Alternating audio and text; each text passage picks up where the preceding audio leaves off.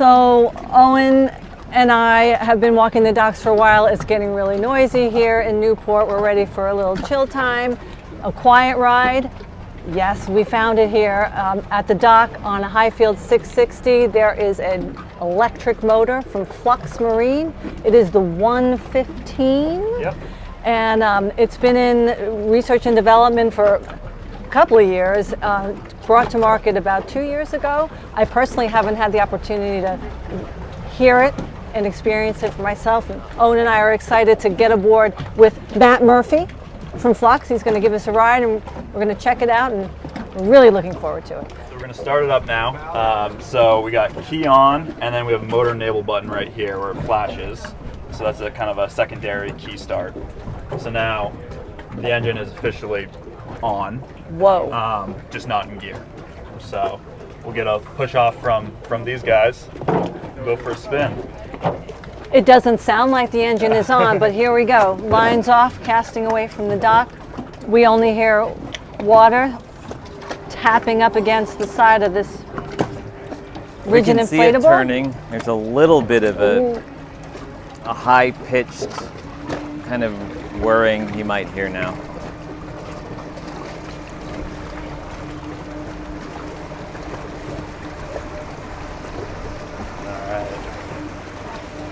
So actually, you can actually see right here, high foil right here. That has twin systems of ours on it.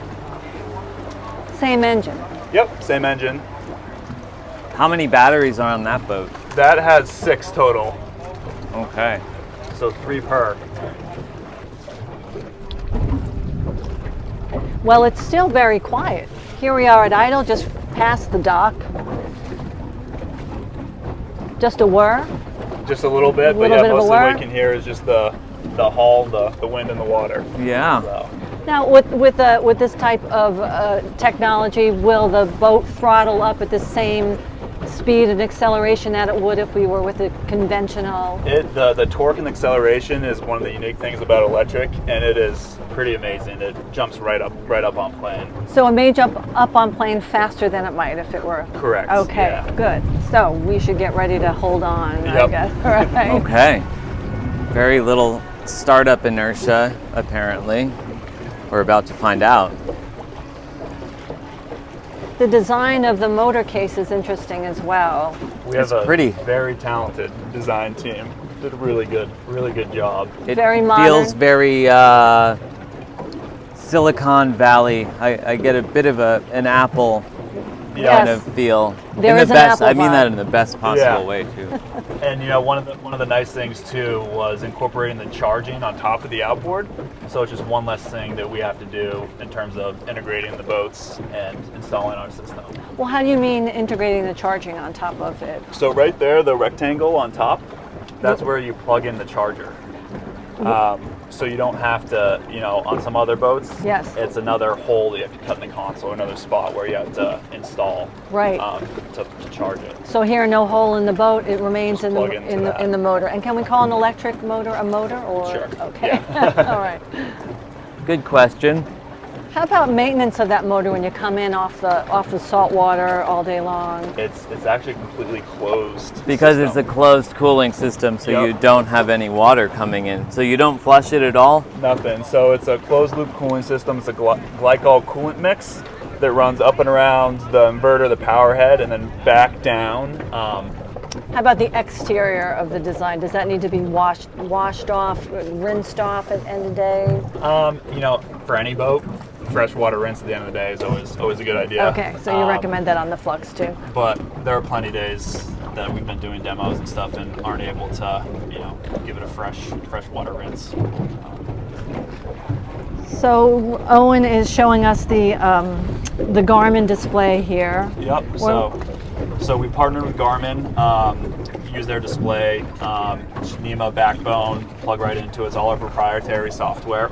And here I'll blow up. Most of our customers will do a split screen like this, navigation on one side, and then our Flux dashboard on the other side. But we will switch over.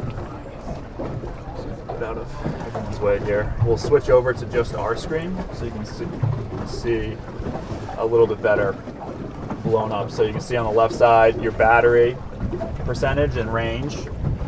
In the middle here, you got your speed, forward, neutral, reverse indicator, RPMs, and then your horsepower. So like right now we're only using 1 horsepower. Right. And then your trim and tilt. So 1 horsepower is our no wake zone idle speed. Yep. Okay. So here we'll speed it up a little bit. We'll get And will trim and tilt work similarly to our? identical. Yeah. Yep. So, You've got a single lever binnacle here. yep. Would the Flux mate with a joystick ever? Does it now, or would it in the future? We're working on it. Okay. So those twin systems, that would be very nice to have the joystick. Right now, we just have dual throttles. Okay. Sure. But in the future, joystick is definitely something that's on the horizon.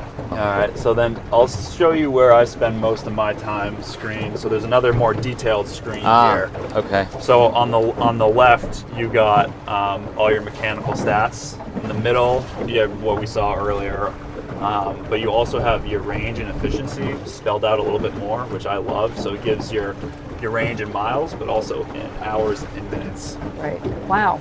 Excellent. Well, you need that. Yeah.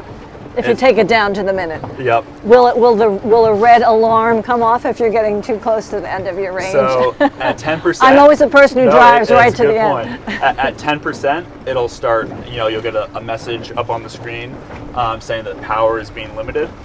So basically, it'll limit your horsepower to conserve your battery. Mm-hmm. So you'll eventually get home. You'll be taking a little while. You'll be going slow. Yes, but it'll slow me down. Yep. Well and good. So did you share with us the range overall yet? Yep. Did we get that? Yeah. Okay. So we're looking it depends on loading conditions, but right around that 30-mile range. Right.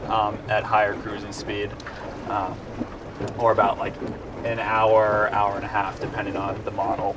And again, on this boat, that high cruising speed is near like low 20s. Okay. So one thing nice about our software too, it gives you your kilowatt hour per mile reading. Yep. So your efficiency.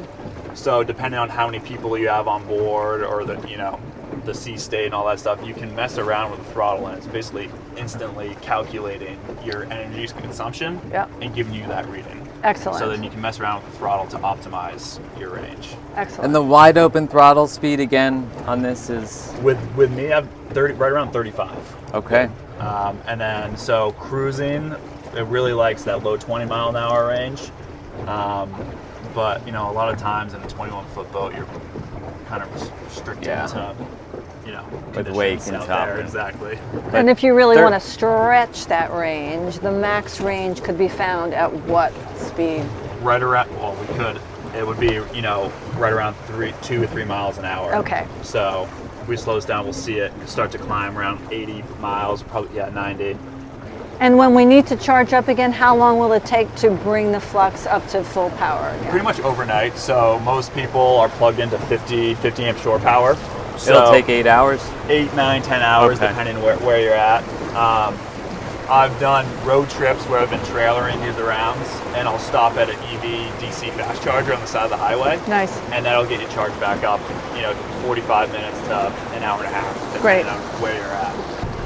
So here we are moving through Newport Harbor, right? Yep. And there's a bit of a wind and a light chop, and all I hear are wind and chop, which is just what we wanted, right, Owen, when we left the dock? Yeah. Some quiet It's, time. Some nature almost time. feels like we're sailing. It's beautiful. Okay. Where'd that school of fish go? That was probably right where the birds were. I think they're going left. Where's this guy going? Straight. I have a bit of a one-track mind.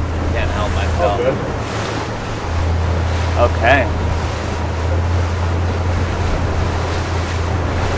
Oh, here they are.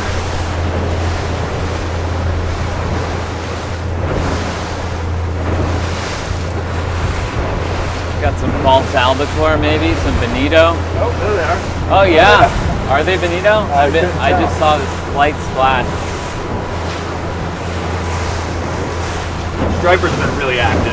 Have they? Yeah. All right, we're gonna move. We could probably just do a big Okay. loop back down the way we came.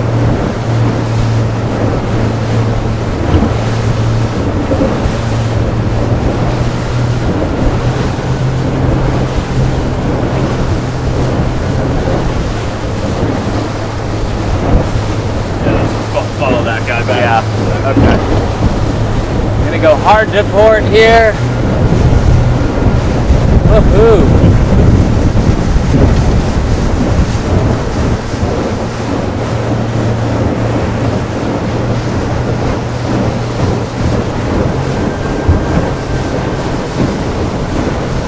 All right, we're wide open. We got 3 people on board.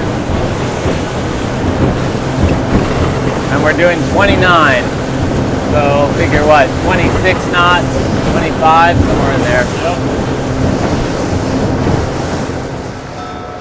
And I gotta think, I mean, for the inshore fishing market,